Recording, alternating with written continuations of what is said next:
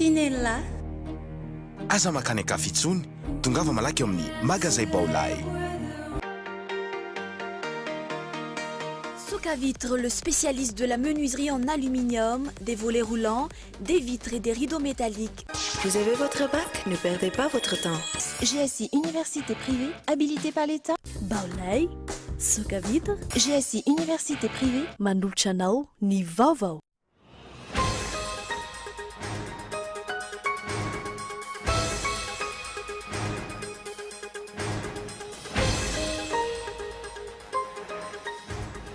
Raikitra indray ny fandranana bois de rose hatramin'ny hariva teo any amin'ny faritra Sava.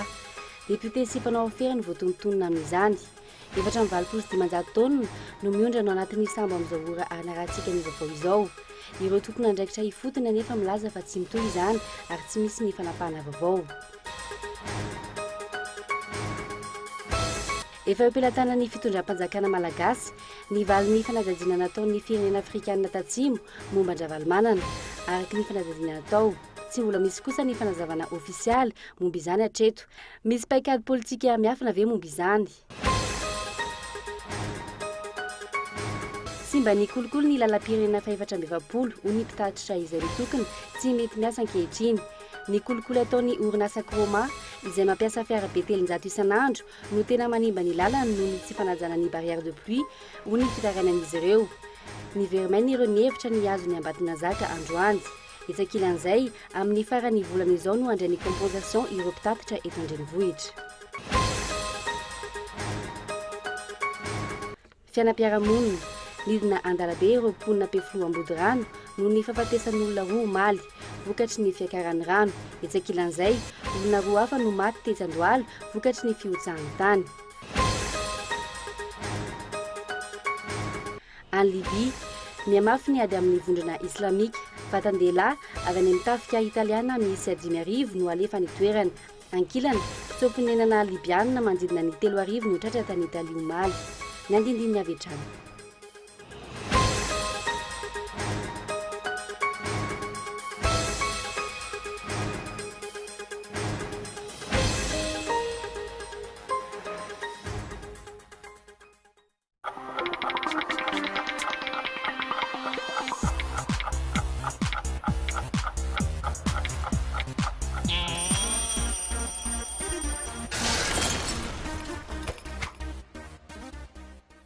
Vous avez votre bac? Ne perdez pas votre temps. GSI Université privée, habilitée par l'État, vous propose 4 filières clés. Génie du BTP, informatique de gestion, multimédia et communication, marketing communication, finance et comptabilité. Examen officiel sous contrôle du ministère. Diplôme, Bac plus 2 à Bac plus 5. Offre spéciale GSI TOS. Inscription ouverte Au GSI TOS 033 84 160 56. Au GSI Antananarivo 034 60 543 90. GSI Analake 033 12 606 92. Soka Vitre en Outapenac, menuiserie en aluminium, rideaux métalliques, volets roulants, vitres, tôle,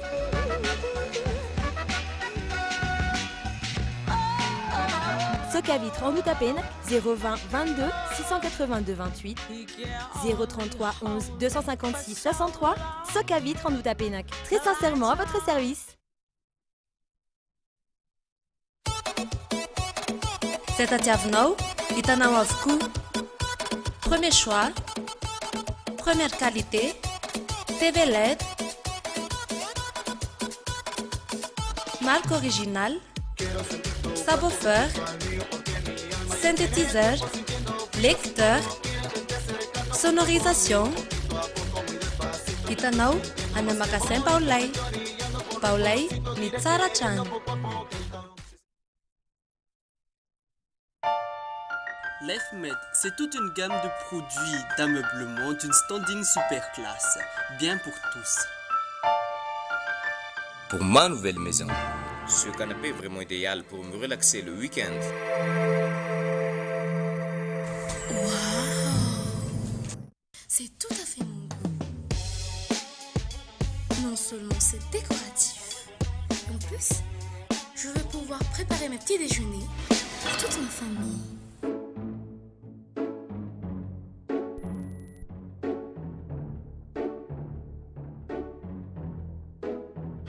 Même les enfants rêvent d'être grands. Lefmet, Anoussa. Ny azo ny vanikolaka, ny taninandrino ny tsara. Ny orinasa Madagascar Evolution Immobilier dia vonona ny mefafapoanao izay mikasa hividy tany. Fitsidihana maimaimpoana, mampandrisaina anao amin'ny fikarakarana ny taratasy rehetra. Koa raha mila fanazavana fanampiny ianao dia antsoy azy ny lahazana 033 21 099 06 na ry 034 14 099 06 22 566 54. Madagascar Évolution Immobilier, un avenir sûr, investir, bâtir pour le futur. Bon ben je vais partir là. Hein. Ok. C'est bon là? Ouais. Pas de bisous? Non, ça va. Rejoignez Annick Beauté, spécialiste en coloration, coiffure d'événements, tissage, coiffure pour hommes, pack mariage. Oh, pas de bisous? Non, ça ira. Voulez-vous être une femme sublime, attrayante et sûre de vous? Mon secret, Annick Beauté. N'hésitez plus, affirmez votre personnalité chez Annick Beauté. Annick Beauté, notre secret.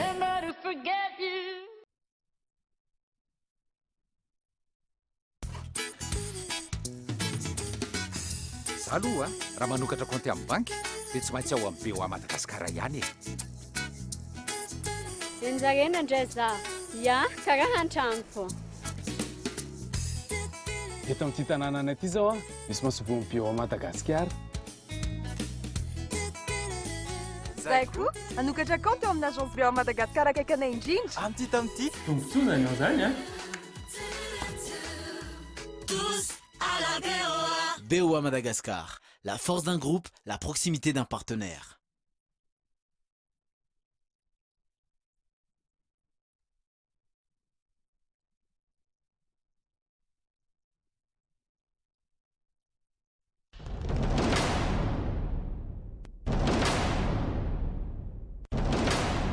Cool Musique.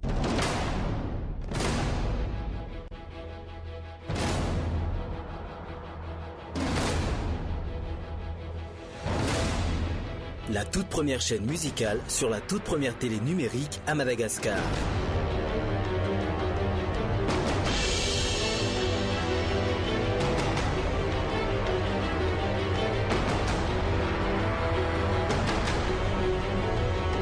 Disponible en streaming sur musica.cool.mg.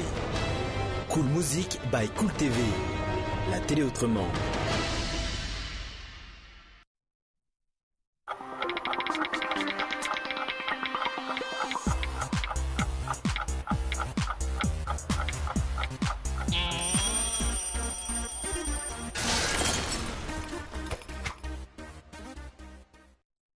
Miaraba tomboky lasy tongo vavy tonga sao tanatin'ny fampahalam-baovao ny fahitalavitry ny Cool TV.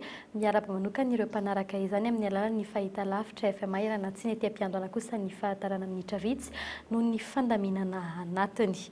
Mikasika ny fandrana ireo pirenena antsokosoko avy hatrano ny santarantsika ny fiarana amin'ny tian'io ity vaovao iray sy no amarinina minitra 5 mialohan'ny fanombohan'ny fampahalam-baovao raikitra ny fampiakarana Bois de Rose ao anaty sambo hatramin'ny hariva teo any amin'ny faritry Sava Bois de Rose milanja hatrany amin'ny 420 taonina ao Seranambe manambolosy fananena ary rantabe ireo ahondrana ao anaty sambo ireo ampilamina no isinjany embarquement izany raha ny fanazavana azo avy any an-toerana ihany ary mangino ireo tompona ndraiky mpanjakana sy ny mpitandron'ny filaminana rehetra ao maro antsetra sy mananara araka ny fanazavana nampitain'ny loharam-baovao iray avy any an-toerana izay nahita masony zava-mitranga dia député iray avy any Sava sy mpandraraha iray antsoina hoe Arlon no voatonona ho tompon'ireo andramena ireo arak'izany mbola mitohy ity trafika ity ankehitriny ary mbola ankamatatra hatrany hoe raha oviana vao hisy miliardera idoboka-ponja noho ny fanaovana ity aferana andramena ity ny andramena izay fantatra fa tsy vitan'ny mpandraraha madinika ary mbola voararan'ny lalàna eto Madagasikara.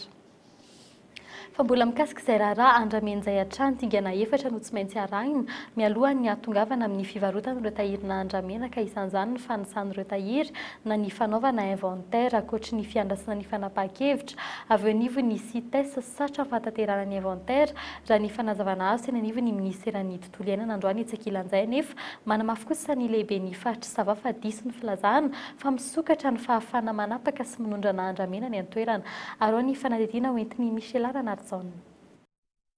Ny fitondrana ireo faritra arovana araky ny vinany d'Urban, vision d'Urban. Ny gouvernement tatarivo dia hanatanteraka ny fanoloana ireo tompon'andraikitra tsy akanavaka rehetra any amin'ny faritra iasiany fanondrana andramena tsokosoko fametrahana fitsarana manokana araky ny didy itsovorana 2011-00. Fametrahana fomba fanaraha-maso entitra amin'ny fanapahana ireo hazo sarobidy sy ny fitantanana ireo tahiry. Famelerana tanindrazana ireo andramena no giazina any ivelan'i Madagasikara na koa fivarotana izany amin'ny fomba manara-dalàna. Fanamafisana ny fisoloana amin'ny alalan'ny fepetra fanabeazana. Fametrahana rafitra fitantanana sy fanodinana ireo faky. Fametrahana rafitra mitantana sy mijery manokana ireo faky mivahogo. Tsy maintsy vita amin'ny ity taona ity ny fivarotana ireo tahirina andramena tratra teto an-toerana sy tany ivelany. Raha nambara ny Prime Ministre, dingana efatra no tsy maintsy arahana mialohan'ny hatongavana amin'izany, ny fanisanana ny inventaire de stock, ny marquage, ny sécurisation sy ny fanaovana ny tolobidina ny appel d'offre, izay voatongany amin'ny fivarotana azy.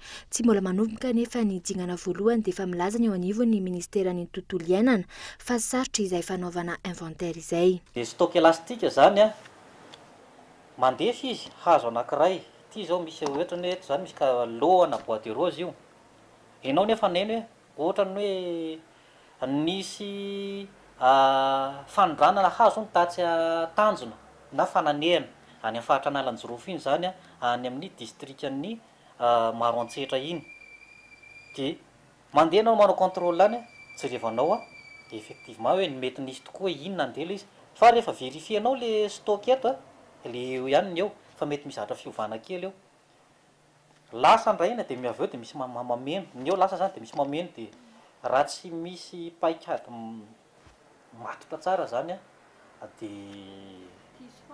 diso foana le chiffre zany. Arak'izany ny fisiany ny stock élastique no mipetraka olana ho an'izy ireo miovaova ny tena isan'ireo tahiry ireo ka sarotra ny ahazona ny isa marina.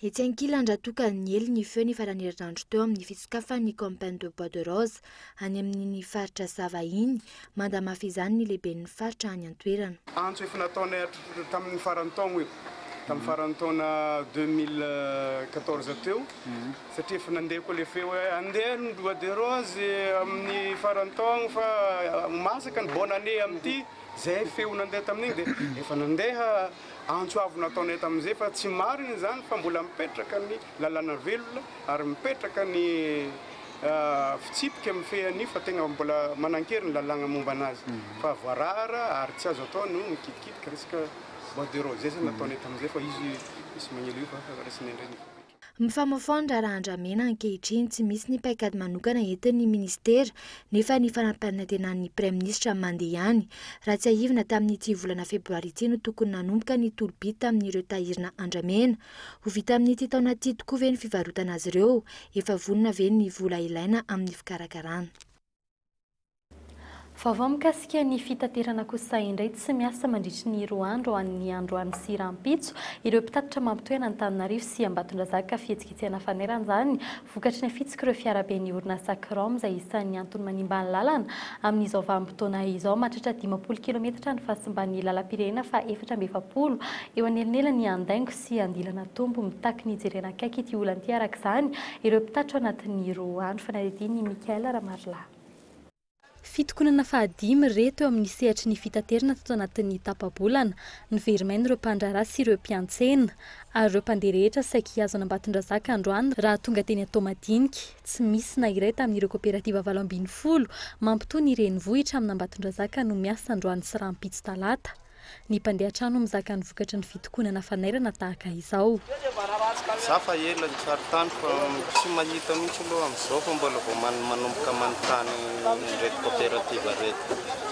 Mbola tsy mahafantatra inona mihitsy aho fa mbola vao izao vao manomboka ho any fa efa ela niala tany avy any Amaivatanana. Andeha hamonjy paty zay dia tsisy tômôbilina nefa amin'ny larobio vao misy. Efa nitetezindray daholo fa tsisy mihitsy. Arak'izany miato mandritry ny 2 andro ny zotra mampitohy any Ambatondrazaka any amin'ny lalam-pirenena fa 470 iny. Kaboraraka eo amin'ny fitantanana ny lalam-pirenena fa 470 sy ny fisiany mizana tsindrinila no antony fitokonan'ireo mpitatitra. Araka ny fanadidinana nataonay, misy kolikoly avo lenta ity raharaha ny lalam-pirenena fa 470 ity. Fiarabe ny mpitatitra kroma miisa 300 mahery isan'andro no mandeha amin'ny lalan'iny ary manimba vetivety izany, tsy manaja ny barrière de pluie izy ireo. Tena mijaly be zany le chauffeur sy ny tomobile amin'le lalana ratsy. Mitaraina zany ohatra ny mpitatitra zany le resaka lalana amin'le tomobile le ngeza be le mpitatitra kroma. Dia le fanjakana zany ohatra tsisy fanapa-kevitra ohatra mbo raisany zalahy mihitsy misy. Ny tena nefa mijaly be amin'le lalana satria le tomobile mandavaka lalana be mihitsy amin'le vesatra le tomobile zany. Isan'ny voakasika ny kolikoly ny ministeran'ny fitaterana izay mitazapotsiny ity raharaha ity, efa ho 2 volana izao araka ny ahiahin'ireo mpitatitra ka antony anaovan'izy ireo izao fitokonana fanairana izao. 540 ariary no alohan'ireo fiarabe dia afaka mandeha amin'ny fotoana rehetra, na dia amin'ny fotoana iavian'ny orana aza, simba ny lalana ankehitriny ary mitombina ny solika na ny fotoana lan'ny mpitatitra. Fantatra nefa fa mbola hitohy atao anatin'ny 9 bolana ny fanenjehana komandy ataon'ny orinasa kroma ka antony mampiazakazaka azy ireo ampiasa fiarabe maro ary izao miteraka olana izao. Vaovao mikasika ny fitateran'izay hatrany ny faran'ny ity volana ity no azony compensation an'ny volana janoary na ny fanorina noho ny fiakaran'ny vidin'ny solika ireo mpitatitra eto an-drenivohitra mahalonjany mampitandro ireo izay tsy manana cahier de charge any avy anivon'ny UCTU ary ny fanadihadiana no tanterahiny Michel Ranardzon. 3.4 alina sy 2 ariary isam-bolana isaky ny fiara iray, izany hoe 30 litatra isan'andro ny fanonerana omenan'ireo mpitatitra eto an-drenivohitra manoloana ny fiakaran'ny vidin'ny solika. 4.9 isan-jato ny taratasy ilaina amin'izany nefa no efa vonona raha ny fanazavana azo tena anivon'ny UCTU androany. Amin'izao fotoan'izao efa iazahana mihitsy ny azahoana aloha ny compensation farazany amin'ny volana janvier. Février koa efa andalana efa misy négociation kely atao dia avy eo moa sisa manaraka ihany. Eo fanaovana dossier zao zay amin'izao fotoan'izao efa ngamba ataoko eo amin'ny 95% dossier zany efa vita. Arak'izany amin'ny faran'ny volana izao no iandrasana izay fanonerana izay, etsy ankilany nefa tsy mbola mahafa-po raha ny tolotra omen'ireo fiara fitateram-bahoaka eto an-drenivohitra. Ankoatran'ny fitohanan'ny fiara eraky ny tanàna, lasa olan'ny mponina Antananarivo sy ny manodidina amin'izao fotoan'izao ny tsy fisian'ny fiara fitateram-bahoaka indrindra rehefa maraina sy hariva. Manoloan'izany mampitandro ireo tsy manaraka ny cahier de charge ny eo anivon'ny UCTU. Permis aloha ny iny zany tsy dia azona ilaina loatra iny. Fa ny tena mbola azona ilaina zany zao amin'izao aloha fa efa nanomenanay amin'ny maha-union anay dia tokony ny licence ihany azonao dia atsona le tomobile avy eo miaraka amin'ny police zay raha maka permis miaraka amin'ny police na municipal na communal na national zany zay nafanay maka permis dia afahanay manao moyen de pression iatsonay ny tompony fiara fa mipiasa ny mpiasanao dia nanao fahotana ohatran'izao tamin'izao daty tamin'izao ora. Raha ny fantatra manoloana ny gabraraka misy eo amin'ny fitaterana eto an-drenivohitra amin'izao fotoana izao, fiara 3 ihany hatreto no voasintona ny fahazon-dalana hitrandraka zotra na ny licence d'exploitation. Mampametra-panontaniana no hoe ahoana tsy ahitan'ireo tompona andraikitra ireo fiara fitateram-bahoaka maro mihodina an-dalana no hoe 3 ihany no tratra. Mikasika ny raharara valomanana kosa indray fampilatana ny filoto alomarika valomanana nidika mitovy amin'ny valiny ny fanadihadiana momba ny fomba nahafahana nivoaka ny Afrika Atsimo izay voalaza fa fandikana ny lalana amin'ny fehity firenena ity izany no antony fionan'ny iraky ny filoha afrikanina Jacob Zuma sy ity filoham-pirenena teo aloha ity tsy faravohitra farany teo. Milaza ho tsy mbola naray mitatitra momba ny fanadihadiana nataon'ny firenena afrikana tatsimo kosa ny ministera ny fitsarana malagasy raha ny vaovao iray farany. Arao ny fanadihadiana no entin'ny Zorako potondrina. Raharaha iray manambany ny fitsarana sy ny rafim-panjakana eto Madagasikara sy aty Afrika. Sehatra ahitana taratra ny tsy fahatombanan'ny fitsarana malagasy na ny fifangaroan'ny resam-pitsarana amin'ny resaka politika. Samy firenena mahaleo tena, samy firenena entin'ny mpitondra lanim-bahoaka, samy manao fanadihadiana momba ny raharaha valmanana saingy ny an'ny Afrika Atsimo efa vita ny fanadihadiana tao anatin'ny efa-bolana katroka. Efa nilaza ny governemanta afrikana tatsimo fa hizara ny valan'izay fanadihadiana izay amin'ny governemanta malagasy dia tsy hiala amin'izay ny zavatra hatao. Tao anatin'izay efa-bolana izay milaza ho tsy manam-baovao momba izany ny fanjakana malagasy, tsy fantatra izay toy ny fanadihadiana nataon'ny fitsarana sy ny fitondrana malagasy. Taorin'ny fanambaran'ny masoivon'ny Afrika Atsimo nilaza ho tsy naharain'ny dosie raha-valmanana ny fitsarana tamin'ny herinandro lasiny. Dia miandry zany tsika fa reny ange raha diplomatika dia tsy maintsy mandalo any amin'ny affaires étrangères aloha ny zavatra zay vao makaty aminay fa miandry zany hoe inona ny voatoatin'izay zavatra izay. Manam-pirofo ny mifanohitra amin'izany anefa ny zava-nitranga farany teo, nitsidika manokana ny filoha teo aloha Marc Ravalomanana niraky ny filoham-pirenena Afrikanina tatsimo Jacob Zuma teny amin'ny trano fonenany ty farany teny Faravohitra. Araka ny fanadihadiana nataonay, nahazo alalana manokana avy amin'ny fitondram-panjakana malagasy ireo vahiny ireo. Ary misy ifandraisany amin'ny fanadihadiana mahakasika ny fomba ny voan'ny Ravalomanana tany Afrika Atsimo sy ny dirany teto Madagasikara izany. Araka ny fanazavany olo ranom-baovao io ihany, tsy mitombona ny filazana fa tsy mbola naharaina tsipiriny io fanadihadiana nataon'ny Afrika Atsimo io ny firenena malagasy amin'ny maharaharaha-pirenena azy. Nandrasana fatratra ny valitenin'ny filoham-pirenena androany saingy tsy niresaka tamin'ny mpanao gazety izy sy ny delegasiona niaraka taminy teny amin'ny CCI Vato androany maraina. Ho totofan'ny fanjakana ve ny raharaha Ravalomanana mba ho fitsinjovana ny fiaraha-miasa amin'ny fiatrehana ny fifidianana kominaly ho avy eo? Andrasana indray izay ho toyiny. Hivadika lafim-baovao fa kosa indray sika mikatso ny fanamboarana lalana eto Antananarivo renivohitra antony tsy nomena ny komina ny volana mpanantenan'ny Praiministra 2 miliara sy 770 tapitrisa ariary nolazainy ny PDS fa nomen'ny Praiministra Jean Ravelonarivo an'ireo fotodrafitra saito an-drenivohitra tsy misy afa-tsy ny 720 tapitrisa ariary hatreto nefa novoaray tamin'izany fotoana tanteraka ireo mpitondra ankehitriny anomana ny fifidianana manaraka ho ny sombam-bahoaka raha tsy valaky fanadihadiana ho entin'ny Gaëtan Andretsilavo. 200 tapitrisa ihany amin'ny vola 2 miliara sy 770 voalaza fa omena ny komina amin'ny fanarenana ny fotodrafitra saito an-drenivohitra ihany voaray araka ny tatitra nataon'ny PDS ny zoma lasa teo.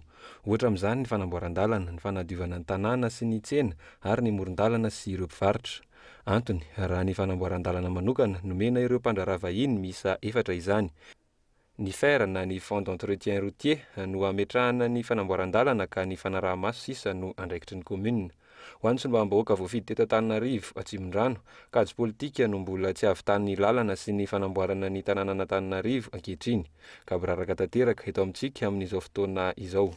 Ny insécurité von'olona feno miampy ny von'olona mianjera ny trano feno miampy an'izany ny rano miakatra feno ny mpangalatra ny olona mahantra tsy mihinan-kanina tsy misy za dia milaza eto fa ao amin'ny commune urbaine Antananarivo misy 3000 mahery ny mpiasa dia 3000 mahery ve dia tsy misy teknisianina hoe mba mijery ny eau usée miaraka amin'ny apipa milaza hoe tokony alefa eto ety ambonin'ny arabe zao ny mandeha ny canal d'irrigation. Tovy tanteraka amin'ny zava-mitranga tamin'ny taona 2024 ny zava-misy eto amintsika amin'izao fotoana izao. Fomba fiady nentin'ny filoha teo aloha Marc Ravalomanana ametrahana ny antokony. Tsy ny lalana ihany, ahitana tsy fahatombanana avokoa ny fotodrafitrasa rehetra. Tsy hita soritra intsony ny fampiarana ny lalàna eto amintsika ankehitriny. Ohatra iray amin'ny tsy fanarahan-dalàna ny fanorenana trano tsy ara-dalàna fototry ny olana etsy sy eroa. Manoloana ny zava-misy, malemy ny komina sy ireo tompona andraikitra voalohany amin'ny fanomezan-dalana sy ny fampiarana ny lalàna. Ny fahazahoan-dalana dia ny tanàna Antananarivo mamiasa fa antsika rehetrarehetra koa izay manao an'ilay atota taratasy no misy avy amintsika rehetrarehetra satria mila taratasy maromaro izay mezana efa ho nahena ihany so atao any ny diarana anazy fa azo lazaina fa efa miezaka izay amin'izao ny hanafaingana izay. Voararany lalàna avokoa na ny fanorenana tsy ara-dalàna na ny fanomezan-dalana amin'ny asa fanorenana mampidi-doza toy ny eny ambony tatatra, manamorona ny lakan-drano sy ny toerana fivoahan'ny rano. Hatreto anefa ahitana trano avokoa ireo toerana rehetra ireo.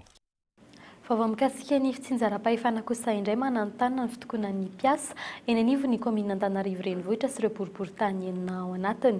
Manahy ireo mpiasa sao hisy fiantraikany amin'ny karaman'izy ireo ny fizarazarana Antananarivo ho komina enina mahaleo tena faty antoka hatramin'ny 420 tapitrisa ariary isan'andro no azon'ny komina amin'ny karama sy ny vola azo amin'ny alalan'ireo saram-panamboarana taratasy raha toa ka misy fitokonan'io. Oliva Antriniala no mitatitra ny andindiny mikasika izay.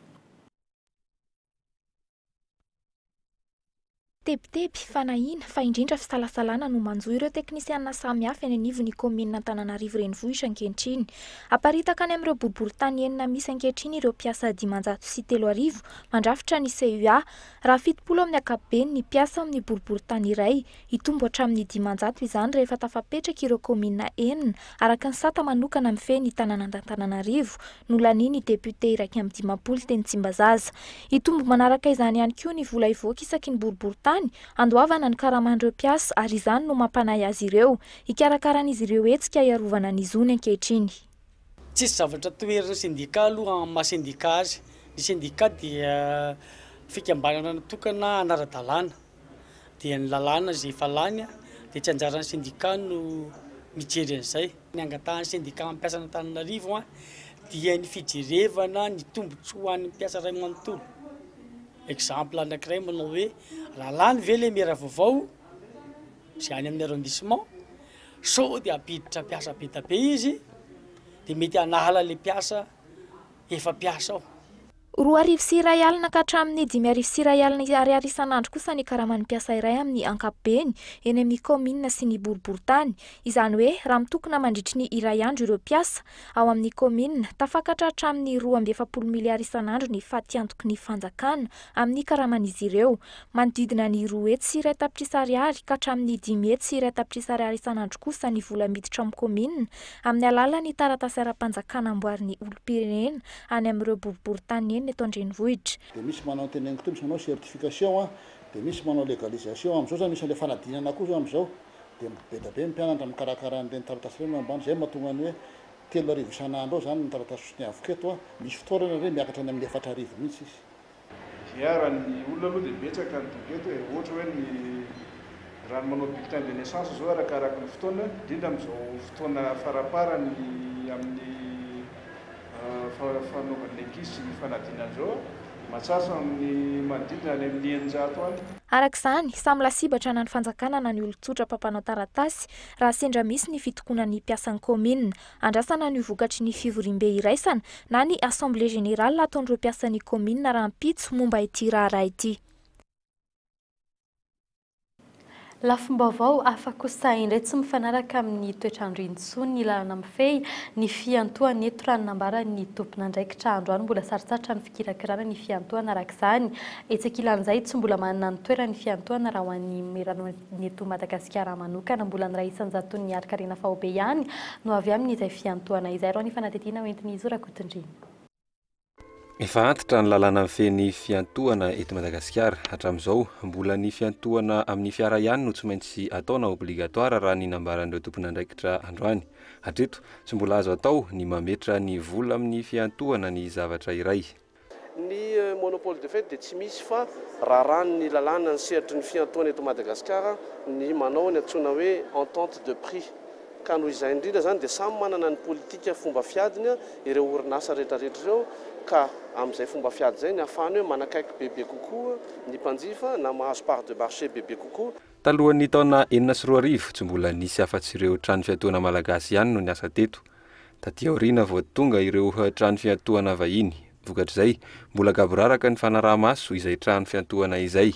Itsakilan'izay tsy mbola nanana ny toerana ny fiantohana teo amin'ny toe-karena malagasy tsy niotra ny 100 ny arikarena fahobe ihany hatreto. Lalana ahafahan'ny Madagasikara mampandroso ny fisian'izao fiaraha-miasa eo amin'ny fanjakana sy ny tsy miankina izao raha ny nambaran'ny filoham-pirenena.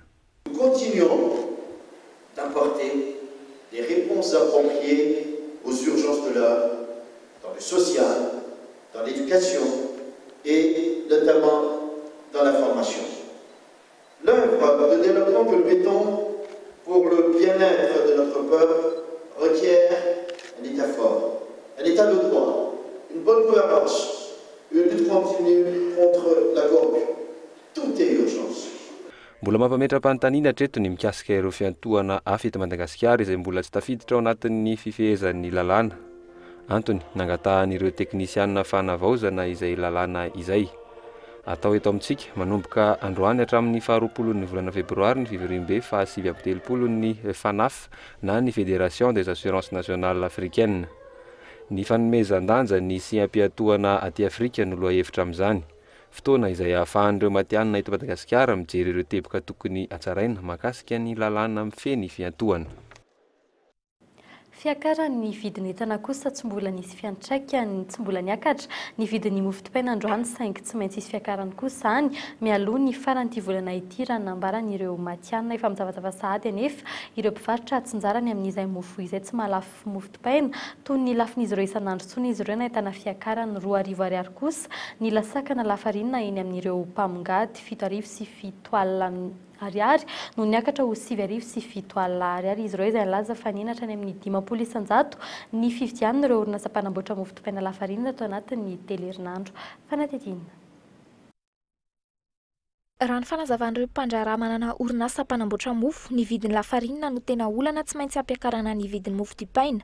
Izy ireo izay tsy nahazo-baovao sy fanazavana amin'ny antsipriny mikasika ity fiakaran'ny mofo ity. Ireo mpivarotra mofo sasany milaza fa isy fiakarana amin'ny faran'ny volana ny vidin'ny mofo fa miandry ny tompon'andraikitra voalohan'ireo orinasa mpanamboatra mofo izay tsy eto an-toerana amin'izao fotoana izao. Raha ny zava-misy eny an-tsena miakatra ny vidin'ny lafarinina. Raha mitaha amin'ilay taloha izy amin'izao niakatsakatra. Fa le antony fiakarany aloha tsy dia fantatray loatra ny tena marina fa izay ny vidy amin'ny fournisseur dia ampiakariny zareo le vidiny dia tsy maintsy manaraka an'izay izay aty ambany. Taloha izao mahatratra 7 alina ohatra ny spécial dia amin'izao lasa 7 alina ariary dia lasa misy différence betsabetsaka le izy. Tsy hita teny an-tsena ny fiakarana 100 ariary izay ireny herinandro lasa teo na izany aza. Efa ena ny mofo alaina any am-potony saingy miena ihany koa ireo mpanjifa. Amin'ny roa tolakandro mbola mirantiranty ny mofo dipaina anaty sobika, tsy nahalafosana na ny atsasany aza raha nambarana izy ireo. Vidin'ny mofo aloha hatreto 300 ihany fa mbola tsy niakatra.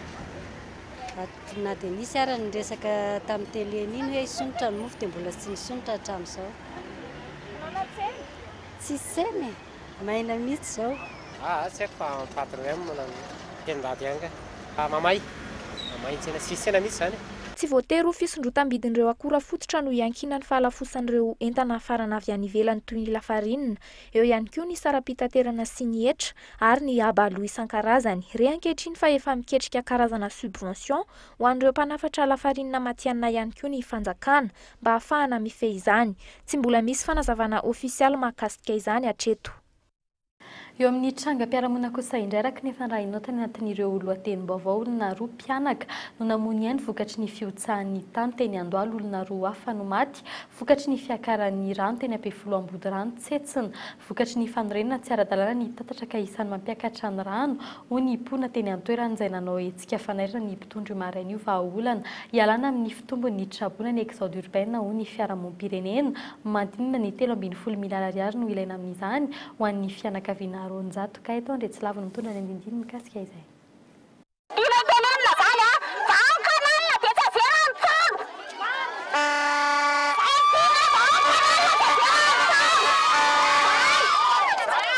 Ny tombo fitohanan'ny fifamoivoizana, ny tombo ny lavadavaka, potika ny lakadrano, miangona ary tsy mikorina ny rano, mikorontana Antananarivo, tsy laitra intsony ny zava-misy iainana amin'izao fotoana izao, hoy ireo mponina Ampefiloha Ambody rano ireo.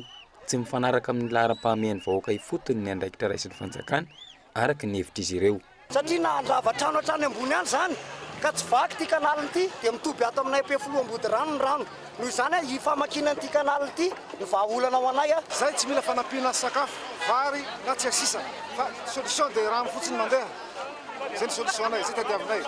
Antony mahatonga izao hetsika fanairana izao ny fiakaran'ny rano izay namoizana ain'olona roa teny Ampefiloha Ambody rano omaly alina. Teo ampifindrana vokatry ny fiakaran'ny rano izy mianaka no nazeran'ny lakana. tamin'ity androany ity Jofe intsony ny vahoaka niezaka nandamina ny sefy fokotany saingy tsy afananoatra. Tsy hitanay lehibe amin'ny fokotany zay azo atao fa dia manaraka amin'ny vahoaka manao ny balizy ny vahoaka mba tsy opefy amin'izao zavatra sy teny nataon'izao satria efa nitato ampy filoha zao dia efa nisy maty. Tsy nisy mpanao politika na dia iray aza teny an-toerana. Ankoatr'izay, olona 3 mianaka no nianjerany tany teny Andohalo omaly alina tokony ho tamin'ny folora sasany ka ny roa no namoy ny ainy. Tamin'ny alina zany tany avery ambony ery zany no nirotana nanototra an'ilay tranonay teto. Zay zany tena fandehany dia izy 3 mianaka zany no natory tato dia sokirina tato mihitsy zany ny antsona pompe zany izy ireo vao afaka. Tsy mbola nisy tompona ndraiky mpanjakana nijery n'ity fahavoazana ity androany tontolo. Amin'ny ankapobeny, iray amin'ny antony nahatonga ireo ny fanorenana tsy ara-dalàna, izany hoe tsy manaraka ny fenitra takina amin'ny fiarovana ny aina. Mila manomana hatrany amin'ny 13 miliara ariary ny fanjakana malagasy ho an'ny fianakaviana misy 500 ahafahana mitarika azy ireo ivoaka ny renivohitra hisoroana izany hoy ny fiarahamon'ny pirenena iray. Ny tombam-bidy zavatra hitanay tao angamba dia eo amin'ny 13 millions d'ariary eo, 13 milliards d'ariary no hitanay hoe tokony ahafahana mamindra an'ireo olo roa hanana trano fonenana, hanana hôpitaly, hanana sekoly, hanana ny zavatra rehetrarehetra manara-penitra ivelomany, izany hoe fampitana an'izay olona izay. Tato anatin'ny 2 volana sy tapany, olona 7 no namoy ny ainy vokatry ny fiotsahan'ny tany teto an-drenivohitra. Olona 3 no maty na telon'ny rano, raha hafa kosa ny mbola tsy hita hatramin'izao. Any Libia kosa samy hamafy ny ady amin'ny vondrona islamika ankehitriny fa tandehilavy amin'ny tafika italiana misy 5,000 no nalefa any an-toerana ankilany. Mpitsopinena libiana mandrina ny 3,000 no tratra tany Italia omaly. Ao ny fanadihadiana teo amin'ny sarin'ny France 24. Ora vitsy taty aoriana moany fanjakana islamika ilay oronan-tsary namonoana ireo teratany Egyptiana misarika amin'ny 20 tamin'ny fomba feno abibiny omaly nandarika bomba tany Libia avy hatrany ny tafika Egyptiana. Nokendrena tao anatin'ny fanafiana ny toby nisy ireo vondrona jihadista ao Libia izay ambara fa tomponantoka tao anatin'ny famonoana ireo teratany Egyptiana ireto. Taorian'ny famoahana ny oloran-tsary ihany koa natokana ho fisaona pirenena any an-toerana mandritra ny 7 andro araka ny nambaran'ny filoha Egyptiana Abdel Fattah al-Sisi nisy avy hatrany fivirina vonjimaika teo amin'ny filan-kevitra ny filaminana nasionaly izy irena aingana ny paikady ho raisina. Voalohany izao no nampahafantariny Egypte tamin'ny fomba ofisialy fa manomboka ny ady eo aminy sy ny vondrana papiroro Libia raha toa ka efa nahatratra herintaona ny ady mafana teo amin'ny rotota. Nandany fandarofana bomba hatrany Egypte nanomboka tamin'ny taona 2012 raha loharanom-baovao Amerikana iray no nilaza izany teny amin'ny haino manjery vahiny efa ho herintaona izao. Etsy ankilany, Italia andefa tafika miisa 5,000 any Libia rehefa nahazo fankatoavana tamin'ny firenena mikambana. Libia izay isan'ireo firenena nozanany Italia fahiny antony iray nanaitra ny mpitondra tao Roma andray fanapahan-kevitra manoloana ny herisetra manjaka any an-toerana. Manoloana izany mpitsopinena nanatratra 720 no tratra tany amin'ny faritra Italia omaly. Ireo maso vahiny ihany koa izay efa nanakatom-baravarana hatreto nampody ireo maso ivony tsirairay. Ny maso ivo italiana ny firenena tandrefana farany nanakatom-baravarana omaly. Andramena milanja 4,7 taona no aondrana ntsokosoko anaty sambo nanomboka ny ariva teo any amin'ny faritra Isavay fampelantanan'ny fitondram-panjakana malagasy ny valin'ny fanadidinana nataon'ny firenena afrikana tatsimo mikasika ny ravalomanana marika araka ny fanadidina izay nataonay androany tsy miasa mandritry ny 2 andro kosa. Androany sy raha mpitso ny mpitatitra mampitoy an'Antananarivo sy Ambatondrazaka farany ho fanatsarana ny rindran-damina mikasika ireo fandarana raha inao tao amin'ny fahitalavitry ny kolo manomboka ny 7 ny volana febroary io avy izao arahinao manomboka amin'ny 7:12 minitra ny fampalam-baovao amin'ny teny frantsay. Ny tena kosa metraka ny veloma ho amin'ny rahampitso indray veloma tompoko.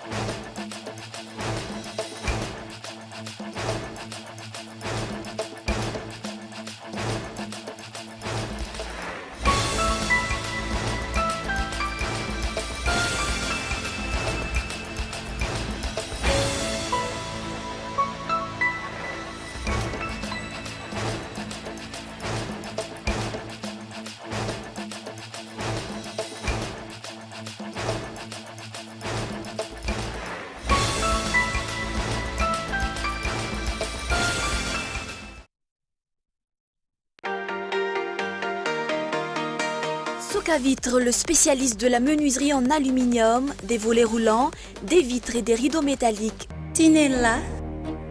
Aza makany Kafitsony, tongava malaky amin'ny magasin Baolay. Vous avez votre bac, ne perdez pas votre temps. GSI Université privée, habilitée par l'État. Soka Vitre, Baolay, GSI Université privée, nanulcha nao teo, ny vaovao.